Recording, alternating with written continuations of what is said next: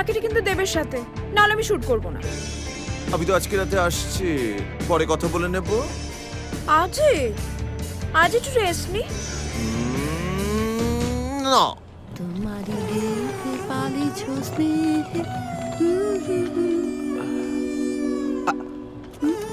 আরে এই যে নাও ধরো। এসো। এই শোনো, হ্যাঁ পেস্ট কন্ট্রোল করিয়েছিলে বাড়িতে? হ্যাঁ।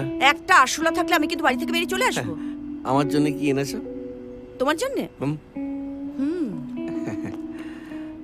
এই না, ভানুদার ব্যবহার করা টুথব্রাশ, অ্যান্টিক পিস। ওখানে যখন গিয়েছিলেন তখন ফেলে এসেছিলেন। ধরো। চলো চলো। যা। Don't say no. আমি তো কখন বারণ করেছি? অপ্সরা। অপ্সরা। হ্যাঁ বল। অপ্সরা। অপ্সরা। তোমার কথা ভাবতে ভাবতে আমি হ্যালো অপ্সরা।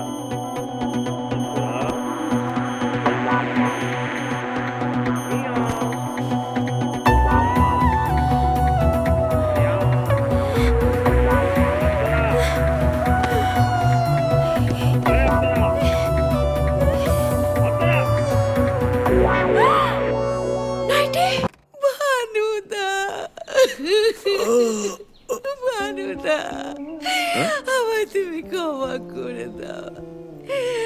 একবারটি আমার দিকে তাকাও না ভানুদা, আমায় তুমি ক্ষমা করো একবার। ভানুদা, ভানুদা তুমি একবারটি আমার পানে মুখ ফিরে চাও। তোমার বনুকে কি তুমি কখনো ক্ষমা করবে না ভানুদা? ছি ছি ছি, কাল রাতে যা হয়ে গেল, তুমি বিশ্বাস করো আমি আমি কোনোদিনও কোনো পুরুষকে আমার মনের মধ্যে আসতে দিইনি, কিন্তু কাল রাতে বিমল যে নাইটিটা আমাকে দিল, ওটা পরে আমার সব শেষ হয়ে গেল ভানুদা, আমার সব শেষ হয়ে গেল।